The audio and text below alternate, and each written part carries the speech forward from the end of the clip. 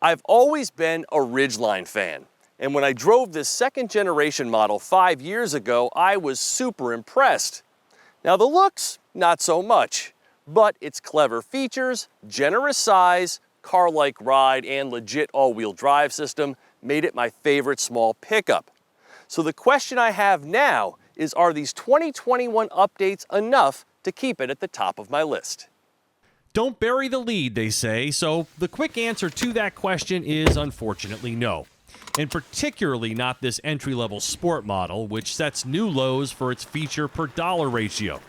With a starting MSRP of $37,655 including destination, Honda is using the Sport to goad shoppers into a higher trim level. A Ridgeline you'd actually want is, at the very least, the RTL trim, and most likely the RTL-E. So some quick shopping advice. Take that $2,800 Honda charges for this uninspired HPD package and put it towards a trim upgrade. Going from the Sport to the RTL costs $2,980, so it's practically a wash. And then you'd at least have something worth owning. You know, I've really been looking forward to driving this, and in full disclosure, I've been considering leasing one to replace my nearly 20-year-old Tacoma, which I sold last year. But after having spent a week with it, frankly, I'm glad that I didn't. Now, the pricing of the Ridgeline has always been a little scary, and this base sport model at over $41,000 is ludicrous, especially considering everything that it isn't. You've got outdated infotainment with no sat radio, no HD radio, no navigation. There's no blind spot monitor. There's no parking sensors. There's no power seats. And nothing says $40,000 truck in the year 2021 like halogen running lights, right? 5 years in the car world is a very long time, and it surprises me to see what little effort Honda has put into actually updating the Ridgeline. And that $500 per month lease rate just adds insult to injury. Short for Honda Performance Development, this new HPD package has been designed to quote-unquote channel the thrill and aggression of IndyCar and Baja racing. And if bronze-colored wheels, fender flares, and stickers do that for you, then congratulations. For me, I'm not really feeling it. Now, I like the added look, but would it be too much to ask for a little more meat on that HPD bone? Regardless, all Ridgelines receive a more ruggedly styled front end, off-road looking tires that are actually highway duty all seasons, and twin exhaust outlets. Radiant red metallic is also a new paint choice. Now, does it look more like a truck than before? Yes, but does it actually look like a truck? Not so much. And if there's one attribute about the Ridgeline that has kept buyers away for years, it is this. It's a unibody or car-based truck, which until the new Ford Maverick and Hyundai Santa Cruz arrive, make it unique in the segment.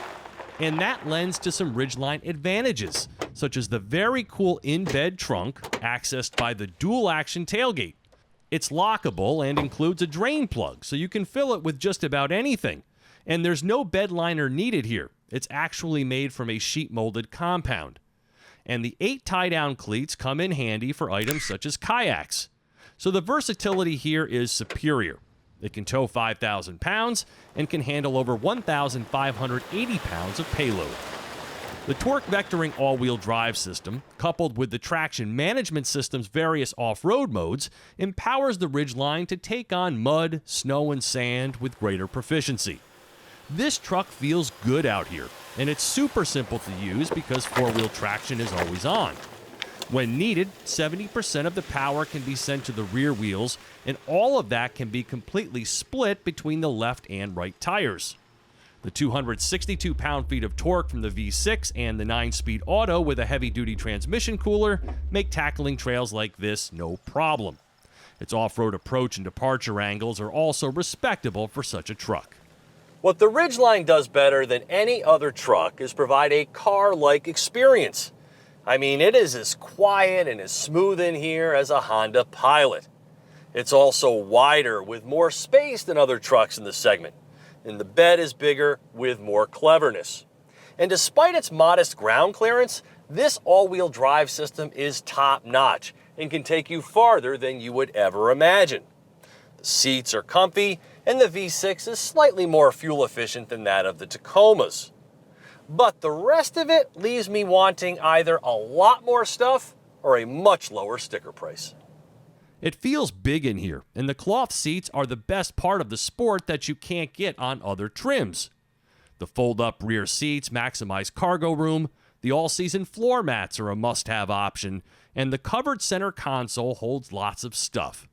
Otherwise, this is what it's like to own a base model Honda, replete with ancient electronics. Almost everywhere you turn in here, Honda chose to be stingy. With the trailering kit and floor mats, this Sport HPD package stickers for $41,215. The 280 horsepower 3.5-liter engine, 9-speed auto, and all-wheel drive are standard across the board. Gas mileage is rated at 21 mpg in combined driving, though its 24 mpg highway rating is down 1 mpg from before. It sounds like a complete redesign is only a couple of years away, and for that reason, I'd put this Ridgeline on ice. For TestDriveNow.com, I'm Steve Hammis.